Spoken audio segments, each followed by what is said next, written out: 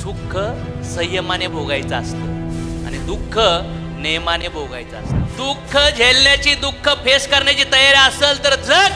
दारू पे, सिगरेट पे, काय कुठाने करायचे ते कर आणि जिंदगी कुत्र्या मांजरासारखे वाया घालून टाक. तुझ्याकडे सगळं गाडी, बंगला, घर, हजारो कोटी रुपये असतील ना, तरी तुला झोप येणार नाही जर तू ऍक्सेप्ट नाही केलं. बायको संग जमत नाही, हिच्या संग लय उन्हाळा आहे म्हणून हे म्हणतो डिवोर्स, 3 तलाक. इकडं आय लव्ह यू. आता इकडे उन्हाळा चालू होतो.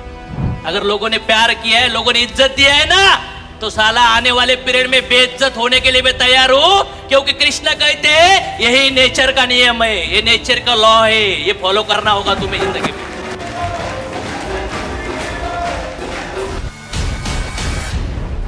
किती लोकांना असं वाटतं लॉक झालं लाईफ मध्ये. जर तुम्हाला असं वाटतं की तुमचं पोटेन्शियल अनलॉक झालं पाहिजे तर काय कारण आहे, का करायचंय अनलॉक पोटेन्शियल? एक्सरसाइज का करतो आपण? फिट राहण्या. जेवण का करतो आपण? भूक भागली पाहिजे, ताकद आली. पण तुमच्या आतली जी शक्ती आहे, तुम्हाला काय वाटतं का जागी करायची? मग तुम्हाला जर असं वाटतंय की तुमचं पोटेन्शियल जागं झालं पाहिजे तर का झालं पाहिजे असं वाटतं? काय करणार जागं करून? यश मिळवणार, गुड. आणखीन ड्रीम पूर्ण करण्यासाठी, रिस्पेक्ट मिळवण्यासाठी, आणखीन ते गाडी घेण्यासाठी, घर घेण्यासाठी, ज्यांनी ज्यांनी लय वाजवली त्यांचे जिरवण्यासाठी, ज्यांनी ज्यांनी सांगितलं तू काही करू शकत नाही त्याला साल्याला दाखवून द्यायचं मी करू शकतो, मी करू शकते. वाटतंय ना करायचं जागं? तर चला, व्हाय आयुष्यामध्ये वाईट सिच्युएशन काय येते, वाईट टाईम काय येतो आणि त्याच्यातून कसं बाहेर निघलं पाहिजे? लाईफमध्ये बॅड सिच्युएशन येते, बॅड लोक येतात, मग ही परिस्थिती येते तरी का येते आणि याच्यातून कसं बाहेर निघलं पाहिजे? कोणाला ऐकायचंय? तर आयुष्यात संकट येतात आणि त्या संकटातून कसं बाहेर निघलं पाहिजे? तर याच्यासाठी फॉर्म्युला आहे 40, 30, 20 आणि 10. आयुष्यामध्ये वाईट वेळ येतात आणि त्या वेळेतून लोक निघतात, ते इतिहास बनवतात. ज्या पाण्याच्या प्रवाहाच्या मार्गामध्ये अडथळे तयार असतात ना, तेच पाण्याला स्पीड येतो, बरोबर ना? तर 40% जे काम आहे ते तुमच्या अकॉर्डिंगली होणार, तुमच्या एक्सपेक्टेशननुसार होणार. तुम्ही काही त्याच्यात ताकद जरी नाही लावली तरी ते काम होऊन जाणार, तुमच्या विशनुसार, तुमच्या इच्छानुसार होणार. 30% असे कामं आहेत, 40% तर क्लिअर झालं तुम्हाला ॲज पर युअर चॉईस. म्हणजे तुम्ही केलं काय नाही केलं काय तरी ते होणार. म्हणजे 30% असे कामं असतात की ज्याच्यात फार ताकद लावा लागते, एक्स्ट्रा एफर्ट द्यावा लागतात, तेव्हा ते तुमच्या अपेक्षेप्रमाणे होतात. 40%ला काही ताकद लावायची गरज नाही, ते ॲटोमॅटिक होत जाणार. 30% कामं अशी असतील त्यासाठी तुम्हाला फार मेहनत घ्यावं लागेल, फार वेळ द्यावा लागेल, तेव्हा ते कामं तुमच्या मर्जीप्रमाणे होतील. नेक्स्ट काय आहे? 20% अशी तुमच्या आयुष्यामध्ये सिच्युएशन येईन, असे लोक येतील, अशी परिस्थिती येतील, त्याने तुमच्या आयुष्यात फक्त उद्ध्वस्त होणार असतो. ती वेळ असन, तो व्यक्ती असन, तुमच्या आयुष्यात त्याने दुःखच तयार होणार. असे 20% तुमच्या लाईफची मुवमेंट असेल. कुठले पण कामं, परिस्थिती, लोक तुम्ही चेक करा. तुमच्या आयुष्यात हा फॉर्म्युल्यामध्ये तुम्ही बसला असाल कुठं ना कुठं.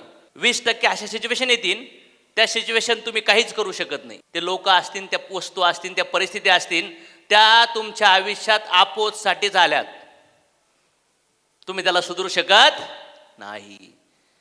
आणि लास्ट जी 10% अशी गोष्ट आहे, रिलेशनशिप असतील किंवा तुमच्या आयुष्यामध्ये काही फायनान्शियल सिच्युएशन असतील किंवा काही लोक असतील, असे 10% गोष्टी तुमच्या आयुष्यात होणार, तो तुमचा पैसा लुटून नेणार. Loss loss loss guaranteed. असे 10% नाते तुमचे जमा तुमच्या आयुष्यात येतील, ते तुमची बर्बादी करायलाच येणार.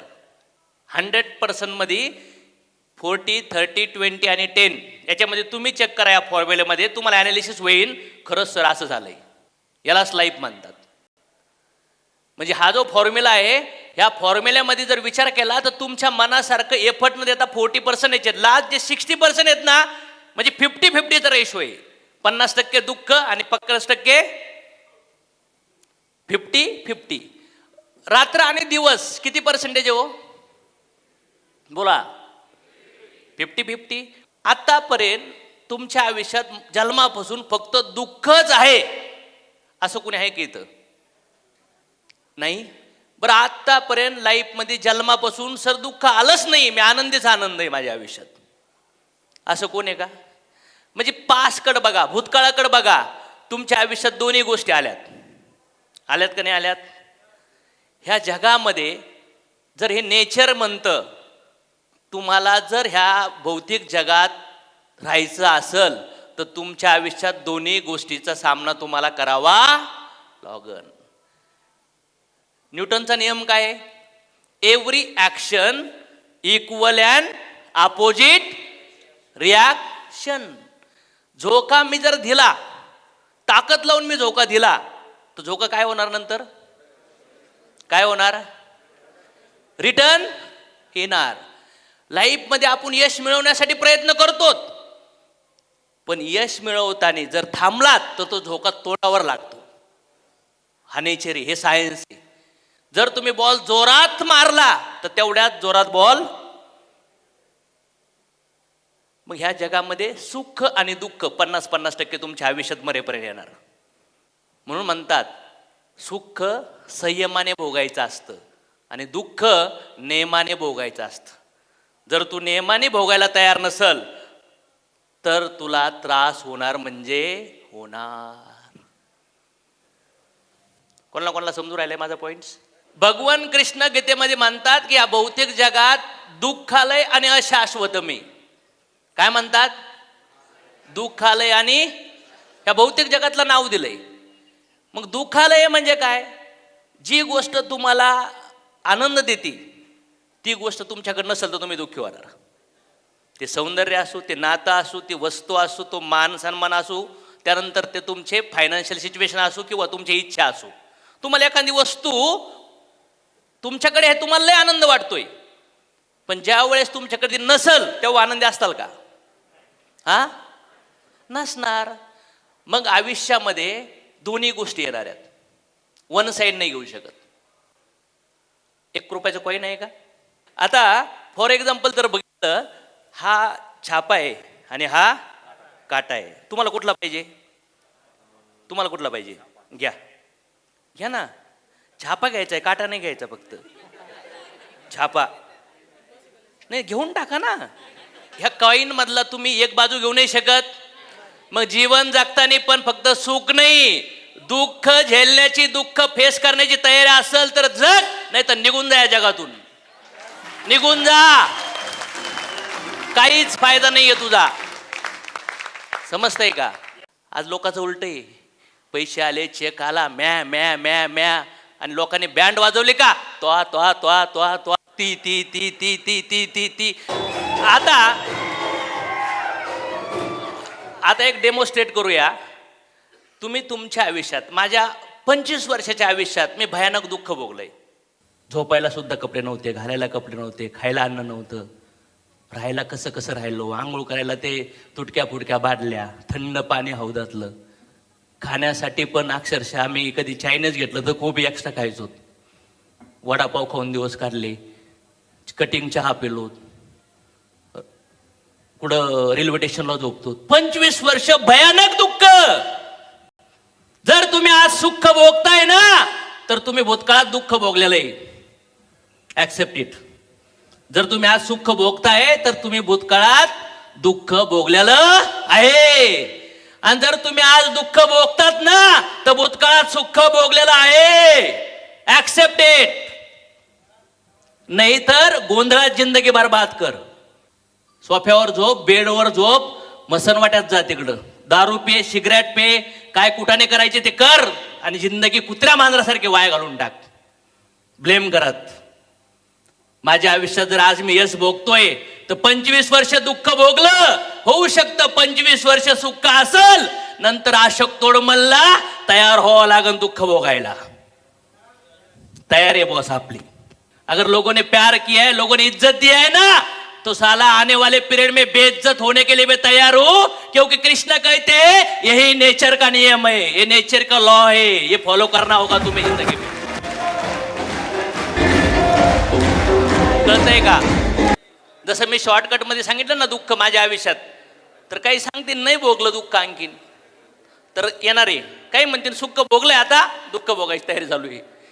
काही म्हणतात ना लहानपणापासून आम्हाला काही त्रासच नाही झाला, पेंडिंग आहे बाबड्या, थांब. Yes or no?